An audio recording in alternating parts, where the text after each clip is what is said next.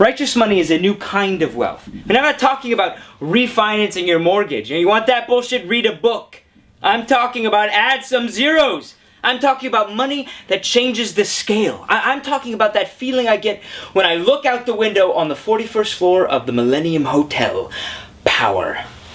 No, more than power. It's dominion. Over the analysts, over the workers, over everything I can see.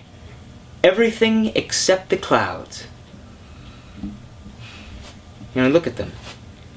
They're just pale, fluffy, gay clouds anyway. Fuck them. Fuck the clouds. Don't flash the light at me, Sandra, I can hear you. Fuck the motherfucking clouds. That's righteous money. Let's go to commercial. Woo! I feel good. Now, do you feel good, Sandra? No. No, what are you talking about? This is going really well. I'm doing good. I'm giving back. I'm totally Warren Buffett up here. You know? Fuck the clouds. Oh. No. Let me tell you about Nathan, Sandra. Nathan does not have the balls to say anything. Trust me.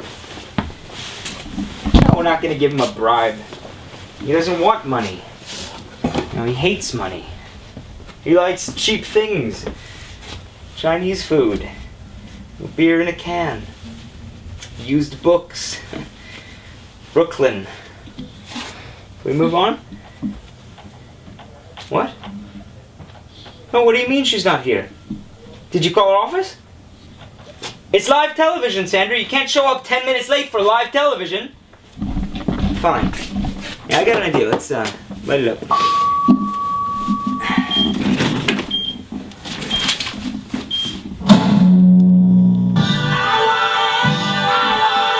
Welcome back. This is Righteous Money. I am CJ. We are live in New York. We are moments away from meeting our special woman guest. But before that happens, I'm going to get real with you. I'm going to talk about an uncomfortable subject, personal finance. Now, you know why I do this show? I do this show because the SEC won't let me run a hedge fund anymore. No, I'm kidding. Not really. I do this show because I love you. Each and every one of you individually. Some of you sexually. And I want you to be rich. Because call me a communist, but I believe every American has the right to be rich. But you know what I see when I look out there? Into your eyes. Into your souls. Because I can do that. You know what I see? A bunch of fucking idiots.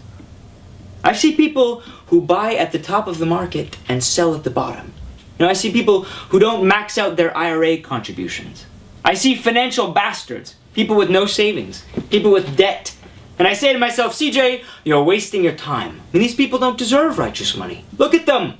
They're hopeless. And do you realize who you're up against if you trade? The sharpest minds of our generation. People that should have gone into science or medicine are becoming engineers of finance. Now, our most brilliant young men and women are all working on this one problem. And it's not how can we cure cancer. It's how can we make more money.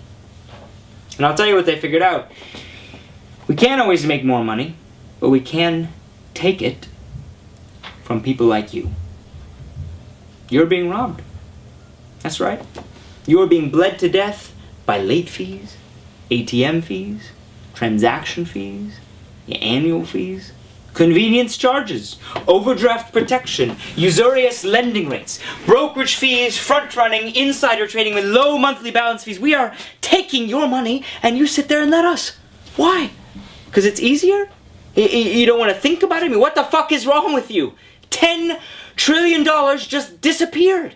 How do you lose $10 trillion? I mean, you know what makes me angry is the passivity, the utter cow-faced laziness of this country.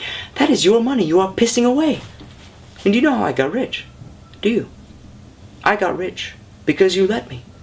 I took your money. I sucked you dry. You know, you're in a financial crisis, just keep sitting there. Excuse me. Nathan, what the fuck do you want? No, you don't get to make demands. You think fucking with my teleprompter is gonna get to me? You don't get to me. Oh, fine. Call her. She's a multinational CEO. You think she'll listen to you? You're an executive assistant. You don't even have a BlackBerry. You think she'll take your call? Get the fuck out. No, you know what? You're fired. Don't call me again. I will scalp you. Oh, you heard me. I will... Hello?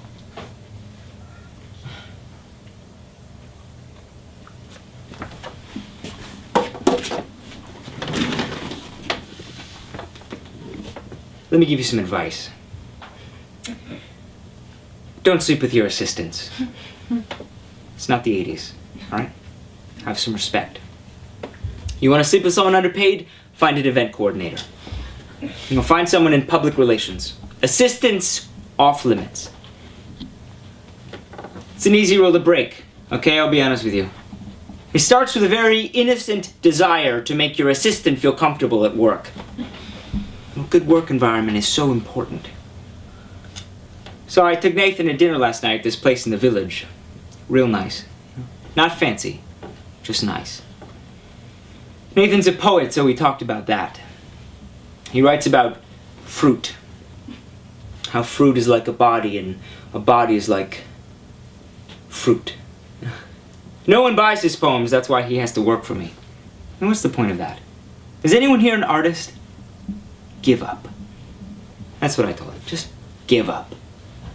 How do you know I'm not good? He said. I said, don't take it from me. The market is telling you your poems are bad, and that is objective.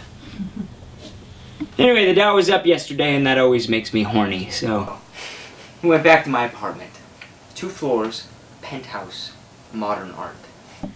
I could see he was looking at my art, this little Rothko I got in Dubai. He said, this painting reminds me of you. I said, why? Because it's expensive and well made? He said, no, because it's unhappy. Then we fucked, and I'm not going to talk about that. That's for me. I will say it was emotional. He was crying. I was crying. Something broke. You know, like, we're fucking, and then all of a sudden, bam, the floor gave way, and we fell into an underground. With people walking on the street above us. And in that place, things were different. You know, he was not my gay assistant, and I was not his boss, CJ. We were just 2 animals that wanted to fuck and comfort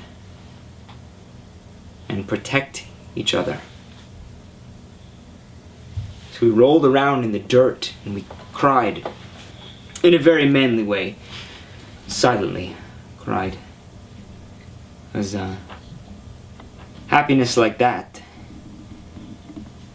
is unbearable.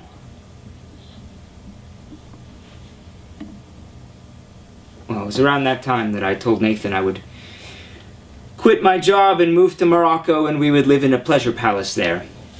But also run an orphanage on the side, because it's important to give back. So if the question is, did I tell Nathan I would quit? I did at the time say I would quit. But people say all kinds of things when they're in bed with their assistants, and I think the case law indicates these kind of promises can't be taken seriously. Words. Words don't matter unless they're spoken to a broker during trading hours. Now, so what if I thought about quitting? Big fucking deal. I think about retiring. I think about doing something with my hands that isn't typing or clicking. You know, some days I lay face down on the carpet in my office and no one says anything. For hours. But these moments pass. You know what I tell myself when I'm being weak? Put your dick in your pants. You heard me. Put your dick in your pants and zip them up. You are not allowed that. You want to be happy? Go teach math. Alright, go work on a farm. You want righteous money? You put your dick in your pants, stop whining, and go home. Because you will be alone, you will not have anyone to talk to, and it will last the rest of your life. I mean, that's finance. Let's go to commercial.